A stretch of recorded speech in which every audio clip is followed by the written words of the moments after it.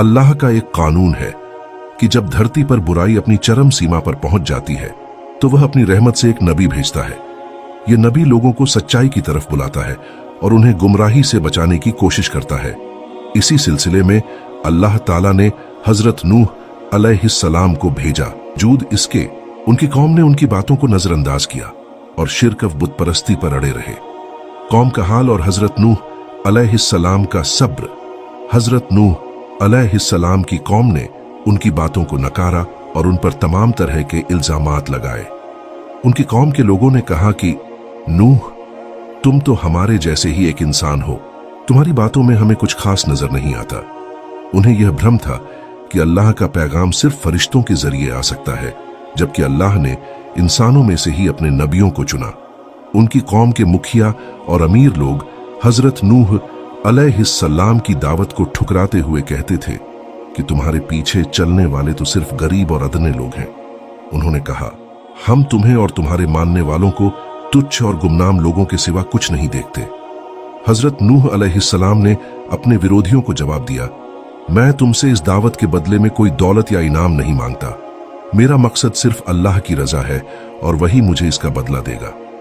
और जो लोग तुम्हारी निगाहों में तुच्छ हैं, मैं उन्हें खुद से दूर नहीं कर सकता, क्योंकि वे अल्लाह की नजरों में मकबूल हैं।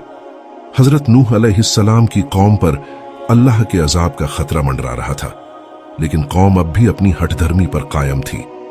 हजरत नूह अलैहिस्सलाम की 950 साल की दावत और मेहनत के बावजूद गुमराही और शिर्क में घिरे लोग सत्य को मानने से इनकार करते रहे। अब उनके लिए फैसले का वक्त करीब आ गया था। हजरत नूह अलैहिस्सलाम ने अल्लाह से दुआ की, ऐ मेरे रब, मेरी कौम ने मुझे झूठा कहा है और अब वह रास्ते से भटक चुकी है। तू अब खुद ही हमारे और इन जालिमों के बीच फैसला कर।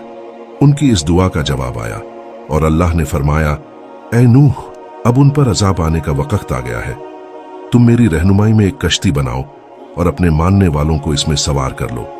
कश्ती की तैयारी हजरत नूह अलैहिस्सलाम ने अल्लाह के हुक्म के मुताबिक एक बड़ी कश्ती बनाने का काम शुरू किया।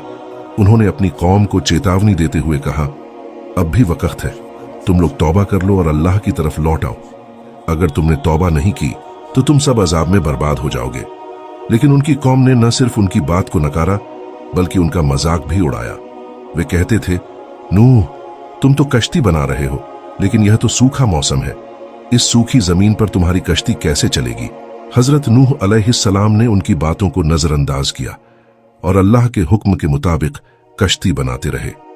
यह कश्ती बहुत विशाल थी, जिसे बनाने में कई महीने लग गए। अल्लाह ने फरमाया, जब मेरे हुक्म से पानी का सैलाब आएगा तो तुम अपनी कश्ती में सवार हो जाना। अपने साथ उन लोगों को भी ले जाना जो ईमान लाए हैं, और हर जानदार में से एक जोड़ा नरमादा भी अपनी कश्ती में सवार कर लो। अजाब की शुरुआत वक्त गुजरा और एक दिन अचानक आसमान से काले बादल उमड़ने लगे। अल्लाह ने फरमाया, अब कौम नूह पर मेरा अजाब आने वाला है। अचानक जमीन के भीतर से भी पानी के फव्वारे फूटने लगे और आसमान से मूसलाधार बारिश शुरू हो गई। पानी तेजी से बढ़ने लगा और जल्द ही पूरी जमीन डूबने लगी। हजरत नूह अलैहिस्सलाम ने अपने साथियों को बुलाया और कश्ती में सवार होने का हुक्म दिया।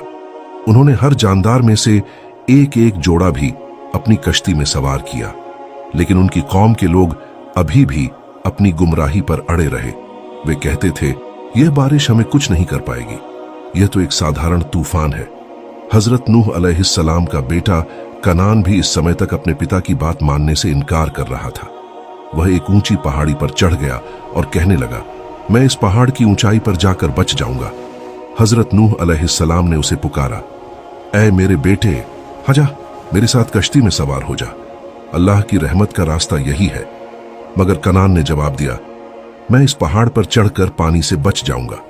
तभी एक बड़ी लहर आई और कनान को अपने साथ बहा ले गई।